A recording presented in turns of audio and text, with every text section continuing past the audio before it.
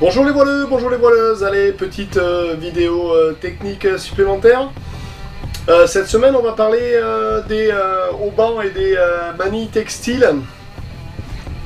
Ouais, pas mal de petits détails sur les haubans. On voit souvent des gens mettre du scotch autour pour éviter que le sel s'accumule ou pour les protéger.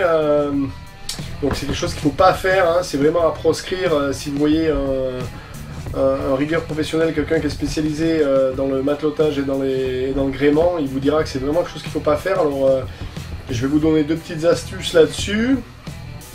Puis également on va faire un petit truc sur comment on fait une manille souple pour votre pendy avant. C'est quand même bien sympathique.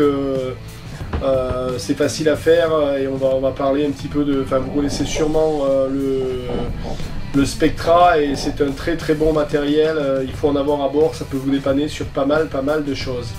Allez, on fait ça ensemble. Alors, un bout de Spectra, une longueur assez grande, hein. Ce qu'il faut penser, c'est que l'un va passer dans l'autre. Donc déjà ça va diminuer la longueur. Au bout il va y avoir un nœud qui va être fait. Donc ça va encore diminuer la longueur. Donc si tu imagines qu'il y a un nœud plat ici, que l'un va passer dans l'autre et qu'après il faut que ça fasse une boucle.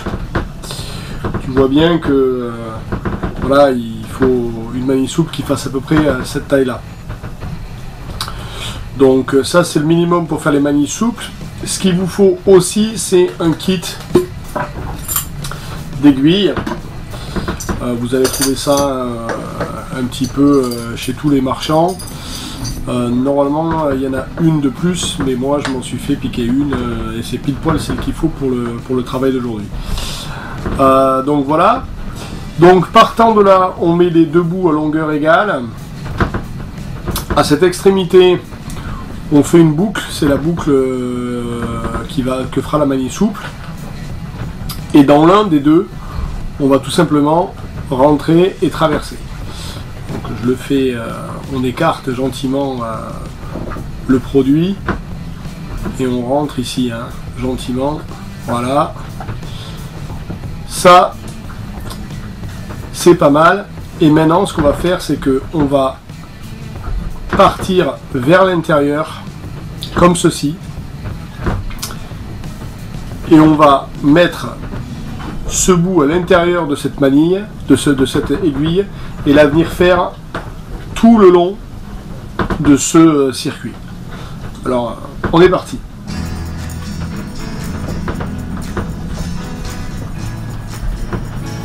Alors, ce que tu peux faire, si comme moi, tu n'as pas l'aiguille parfaite, tu scotches le bout, hein, pour que ça rentre plus facilement. Alors on fait rentrer, hein, comme un saucisson, hein. Tu tiens d'un côté, hop, et tu fais avancer tout doucement. Alors c'est un peu technique à faire, mais bon, c'est comme ça que ça se fait, il n'y a pas d'autre solution.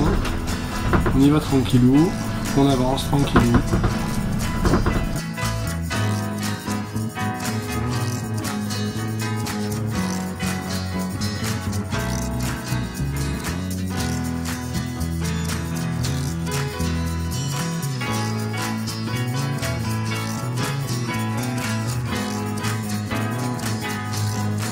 Voilà, ton aiguille elle sort à l'autre bout, et là, tout doucement, tu continues à faire avancer. Donc j'ai plus de force dans la main droite que dans la main gauche, donc je change de main. Tout doucement.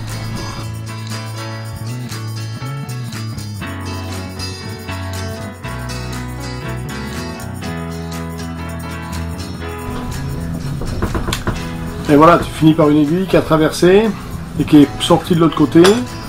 Donc une fois que tu es là, tu as fait le gros du travail, hein. Le reste c'est la partie facile. Tu enlèves le scotch, tu récupères le bout qui est ici. Ici, tu viens serrer au plus près, parce que c'est ça qui fera la fermeture. Et voilà, ce sera la fin de votre soft shackle, manille souple, hein, comme vous voyez. Donc vous l'étirez bien proprement jusqu'au bout. Et après, une fois que vous êtes là, vous avez tout simplement à faire un nœud plat. Hein. Bon, normalement c'est un nœud de sifflet, mais on va pas rentrer dans les détails des nœuds en ce qui nous concerne.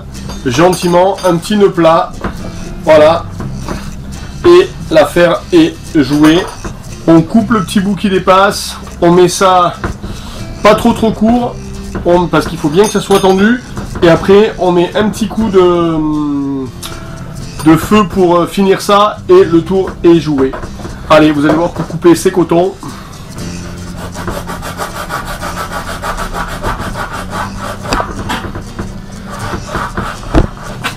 On n'est pas trop mal. On n'est pas trop mal. Allez, j'y mets un petit coup de flamme. Et voilà, le tour est joué. Et donc voilà, bien propre, bien fini. L'autre extrémité est là. Vous avez juste à ouvrir l'œil, passer ceci à l'intérieur. Vous faites glisser comme cela. Et là, ça vient gentiment fermer l'œil. Et là, ça ne se défera plus jamais. C'est avec ça que je tiens mes pandilles avant. Voilà une manille souple textile. Vite fait, bien fait. Le petit plus de Balzen. Voilà, il ne reste plus qu'attacher vos pandilles à l'avant du bateau, une de chaque côté. On les fait passer, bien entendu, là où il faut. Et de là, on vient gentiment mettre cette manille souple au bout de la pandille. Et le tour est joué, pas plus, pas moins. Voilà comment faire une manille souple pour vos pandilles. Et c'est super efficace les garçons, ça pèse rien, je vous le recommande. Allez, un dernier petit truc qu'on partage ensemble. Vos haubans, ne mettez pas de scotch dessus, ça garde le sel. Deux options pour ça, ou vous mettez de la vaseline sur le haut des haubans, ou vous mettez du vernis à ongles incolore aussi, ça bouge bien le bas et ça évite qu'il rouille et qu'il casse à ce niveau-là. Voilà. Alors un autre truc que je veux partager avec vous cette semaine, c'est comment faire une poulie pour presque rien, 7 ou 8 euros, 10 euros, 12 euros, je sais pas le prix. Il suffit tout simplement de vous procurer l'un de ces Antal Ring. Je fais de la pub pour personne, mais bon, ou des anneaux à friction, quelle que soit la marque. Et là c'est super facile. Donc encore un bout de Spectra. Cette Spectra là, elle tient 1 tonne 2, 1 tonne 4, quelque chose comme ça. Ben là il y a quelque chose de très facile à faire. Vous faites tout simplement ici, alors la méthode la plus simple, vous pouvez le faire beaucoup plus propre si vous voulez, mais la méthode la plus simple c'est genre vous avez un renvoi pied de main à faire.